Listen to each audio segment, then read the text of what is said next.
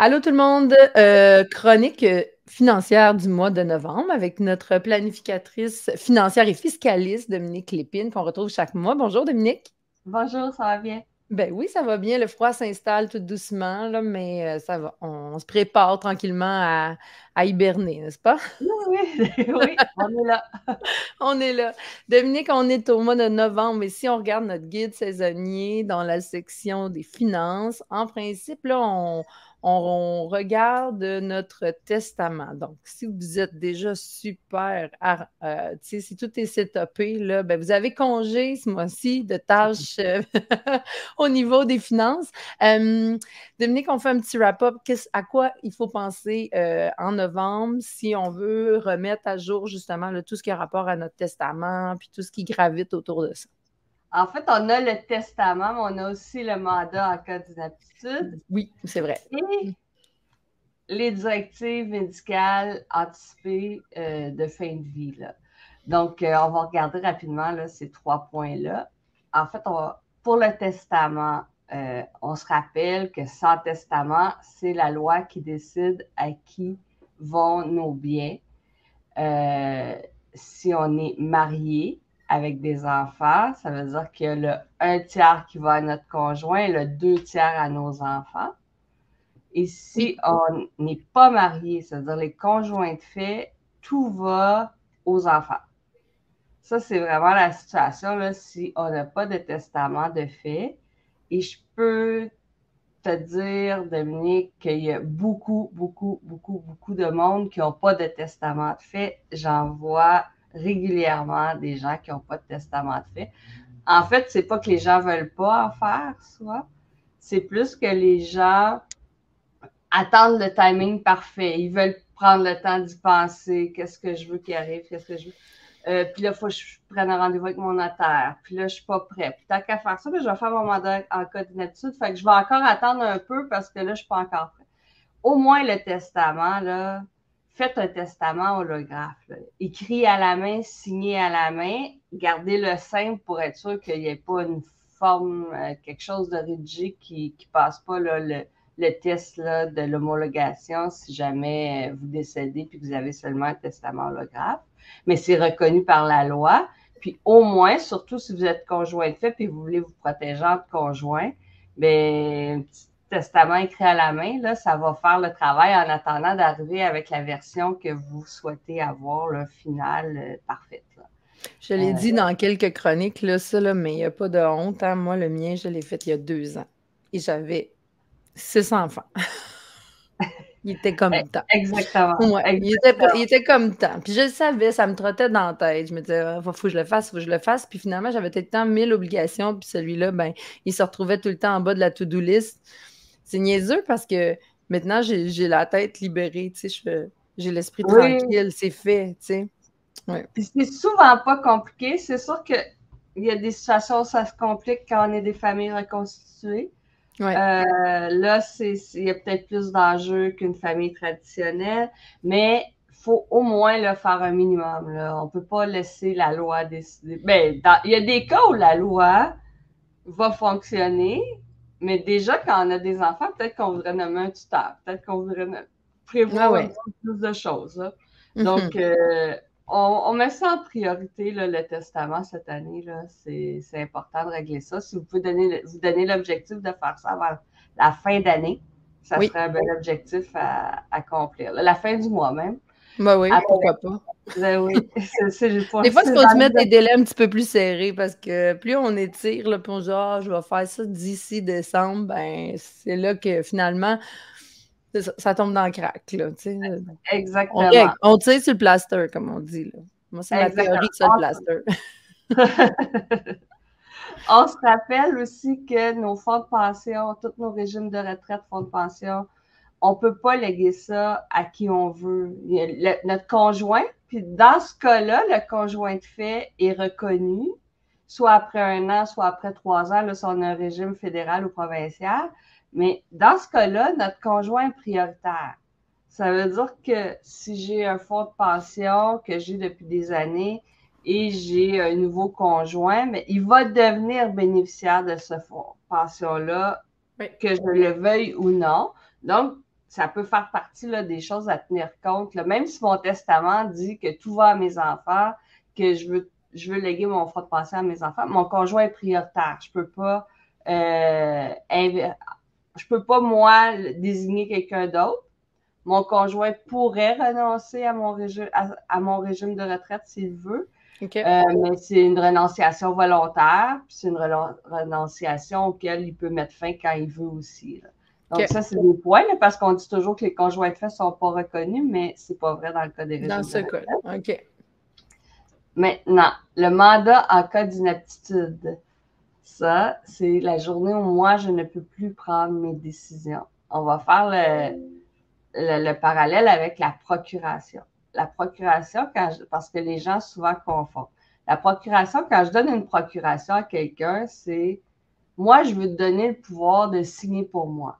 Je te donne le pouvoir de faire un peu là, ce que moi je veux, mais tu vas pouvoir aller à la banque à ma place. Tu vas pouvoir, j'aurai pas moi à me déplacer, à aller signer. Tu vas avoir le droit de faire ce que moi je veux. La procuration, elle prend fin quand je deviens inapte. Okay. Donc, de dire, bon, mais j'ai donné une procuration, c'est suffisant. Ce n'est pas suffisant parce que je deviens inapte. Ma procuration, elle prend fin. Okay. Le mandat en cas d'inaptitude, c'est vraiment quand moi, je ne peux plus prendre mes décisions. Qui va les prendre pour moi? Je peux désigner quelqu'un qui va s'occuper du côté personnel, les soins que je vais avoir. Je peux désigner quelqu'un du côté financier qui va gérer mes finances. Puis ça peut être la même personne, ça peut être des personnes distinctes. Okay. Mais encore là, c'est important. Puis quand on a des enfants, ça peut vouloir dire aussi des décisions pour les enfants. Par le fait même, là, parce que c'est leur responsabilité. Fait que ça, ces deux-là, on les connaît quand même assez bien. On sait qu'il faut les faire. On peut aussi se référer, si vous voulez aller un petit peu plus profondément dans le sujet, la chronique novembre 2022. On en a parlé aussi, donc vous retournez dans vos archives, puis vous allez voir, vous allez pouvoir revoir la chronique 2022. Tu sais, si vous avez envie d'approfondir le sujet, il y a encore de l'information supplémentaire sans doute là-dessus. Là, on refait un survol cette année, mais n'hésitez pas à retourner dans cette chronique-là. Là. Maintenant, celui qui est moins connu et que, honnêtement, j'ai pas vu beaucoup de personnes pour qui c'est déjà fait, c'est les directives médicales anticipées. Les gens confondent encore avec l'aide médicale à mourir. L'aide médicale à mourir, je peux le demander quand je sais que je suis malade et que j'ai ma tête pour prendre des décisions. Ça, c'est l'aide médicale à mourir. Les directives médicales anticipées, c'est je donne des directives au cas où, le jour où il m'arrive quelque chose, je suis plus en mesure de prendre mes décisions. Donc, en fait, là, c'est l'expression de mes volontés, là, si jamais je suis inapte, là, quels soins auxquels je veux consentir et quels soins je ne veux pas consentir. Le formulaire qu'on remplit, on peut le faire soit en ligne, il est en ligne sur le site du Québec, du gouvernement du Québec, ou on peut le faire avec un notaire, là, les deux formules. Il faut enregistrer ce formulaire-là. En fait, c'est dans 3 situations précises. Si je souffre d'une condition médicale grave et incurable et que je suis en fin de vie, si je suis dans un état comateux, jugé irréversible ou dans un état végétatif permanent, et si je suis atteinte d'une démence grave sans possibilité d'amélioration, puis là, on peut penser à l'Alzheimer, là, qui est peut-être la maladie de démence la plus connue. Là. Donc, dans ces 3 situations-là, le formulaire va me demander 5 questions. Si vous êtes dans un de ces trois situations-là, est-ce que je veux avoir de la réanimation cardiovasculaire? Dans d'autres mots, si je suis atteinte de maladie d'Alzheimer, si je regarde le volet de démence, est-ce que si j'ai besoin d'une réanimation cardiovasculaire pour rester en vie, est-ce que je veux qu'on me la fasse ou je veux pas? Ça, c'est dans le futur. Là. Je décide pour le futur si je ne suis plus apte à prendre la décision au moment où l'événement arrive. Après ça, est-ce que je vais avoir de la ventilation assistée par un respirateur ou par tout support technique? Donc, est-ce que je veux être gardé sur respirateur, en vue par un respirateur? Est-ce que je vais avoir des traitements de dialyse? Est-ce que je vais avoir de l'alimentation forcée ou artificielle? Et est-ce que je vais avoir de l'hydratation forcée ou artificielle? OK. Et Donc, puis ça, c'est pour les trois situations, situations. 5 points, je réponds pour chacune des situations. Est-ce que c'est nouveau? Ça fait quelques années, je ne peux pas te dire exactement, ça fait quelques années, mais c'est ce que La je dis. première fois que j'entends parler de ça. C'est très peu connu, mais c'est OK. quand même important. Puis quand on se pose les questions, là, c'est pas facile pour nous d'y répondre. De dire, hey, moi, si je t'atteins de telle maladie, est-ce que je veux ça, je veux ça, je veux ça. Fait que, imaginez-vous que ça pourrait être votre conjoint ou vos enfants qui a à décider pour vous, puis vous ne voulez pas leur laisser. Mais non. Ben, tu sais, j'imagine en plus, c'est comme, je m'imagine mes 7 enfants faire essayer de se concerter. Imagine C'est ça. comment la Il y a chicane peut pas, pogner, là. exactement. Puis on revient au fait, puis je le dis toujours, puis c'est tellement vrai, surtout, ben, surtout partout, mais encore une fois, il n'y a pas de bonne réponse, là. Parce que Ben, moi, quelqu'un va dire, j'ai envie de dire aussi, imaginez-vous si c'est vos enfants qui ont à décider pour vous, mais imaginez-vous avec vos frères et sœurs avoir à décider pour vos parents. Ça aussi, c'est un exercice intéressant. Tu sais, je veux dire, c'est sûr que c'est pas une discussion facile entre frères et sœurs, alors que si la personne avait pris cette décision-là, ben exactement. là, après, on n'a pas d'autre choix que de la respecter, puis de le. Tu sais, c'est quand même. Ça nous donne déjà une grosse indication de ce que la personne veut pour elle selon les réponses qu'elle a données. Ouais. Puis, c'est difficile. Moi, je le vis présentement. J'ai une mère, ma mère est atteinte d'Alzheimer, puis on se pose à l'occasion ces questions-là de, bon, ben, tu sais, qu'est-ce qu'on va faire? C'est pas facile. Mais ma mère avait déjà... OK. Elle t'a bien conseillé, ta mère. Ben oui, j'ai une santé notaire. Donc, ça a été un sujet de discussion. On a déjà les réponses, mais c'est pas toujours facile. Là, Mais non. Fait que si la personne, là, puis dans le cas d'un parent plus âgé, là, il y a une normalité dans la. On s'attend un jour à ce que nos parents vont être plus âgés. Mais si ça arrive à un adulte plus jeune, un parent qui a des plus jeunes enfants avec un conjoint, puis c'est tout un autre. J'imagine que c'est toute une autre dynamique aussi. Ouais, Donc, j'imagine. faites ça pour vos enfants. Réglez ça rapidement, avant la fin du mois, si c'est possible. Oui, Là, ben le justement, programme est en ligne, là, puis oui. En on effet, passe j'ai à une question parce qu'il y en a, tu sais, qui, comme moi, ont fait leur testament, tu sais, tout ça, c'est fait, ça fait pas trop longtemps. À quel moment on se remet le nez? Qu'est-ce qui nous amène à nous remettre le nez dans notre testament? Quel genre d'événement fait que, parce que, tu sais, veut pas, on fait pas ça chaque année juste pour le Non, fun, là. Tu sais, quand c'est fait, on est content. On peut, exactement. comme je disais, on peut avoir congé de devoir au mois de novembre, mais qu'est-ce qui nous amène à revoir notre testament? Qu'est-ce qui change dans nos vies? Je dirais, bon, il y a peut-être la naissance d'un enfant, mais c'est peut-être plus la naissance d'un premier enfant parce que souvent, quand on rédige notre testament, une fois qu'on l'a rédigé, là, à moins qu'on soit très précis, on met nos enfants, et non pas, on désigne pas un enfant par son nom dans notre testament. On va dire, mettons, je veux que ça aille mes enfants, ça à mon conjoint. Donc, la naissance des enfants, ça va dépendre. Le premier, souvent, il faut introduire les enfants dans le testament. Là. Mais après ça, souvent, ça va quand même être déjà comblé là, comme situation.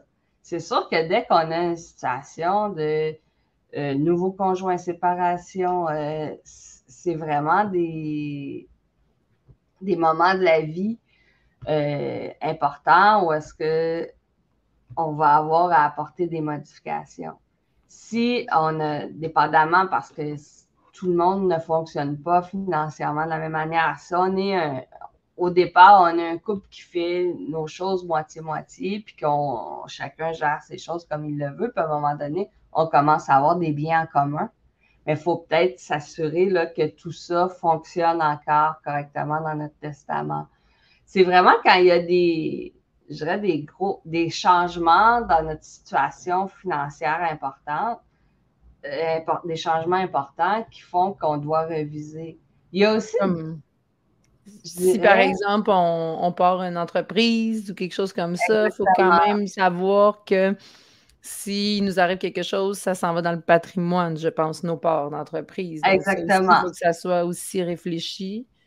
Exactement. Là, c'est sûr que quand on a des entreprises, souvent, il y a une démarche à faire avec les associés, si on a des associés Mhm. aussi, pour prévoir qu'est-ce qui arrive si un nous décède, parce que c'est pas évident que je veux être partenaire avec la conjointe et les enfants de mon ancien associé dans Non, c'est ça. l'entreprise. C'est peut-être pas la situation idéale. La même chose là, quand on a une maison en copropriété, puis qu'on n'a pas fait de testament, là, de se retrouver propriétaire avec nos propres enfants, c'est peut-être pas l'idéal non plus. Non. Là. Fait qu'il faut, quand il y a des situations financières qui changent, qui peuvent avoir un impact, mais je pense qu'il faut réviser le testament. Puis il y a peut-être aussi quand les enfants, une différence de quand mes enfants sont en très bas âge, quand ils passent à l'adolescence, quand ils passent à l'âge adulte, ça se peut que mes directives, que je veuille changer mes directives aussi. Ouais. Mhm. Quand ils sont tous rendus à l'âge adulte et qui ne dépendent plus de moi, ça se peut que je veuille modifier mon testament parce que j'ai pu aller protéger de la même manière. Donc, je dirais, là, on fait des modifications, des mises à jour. Annuellement, on peut se poser la question. C'est pour ça qu'on le met dans le guide au mois de novembre à tous les ans, même si c'est fait. On se pose la Ouais. question, est-ce que j'ai des changements à faire? Mhm.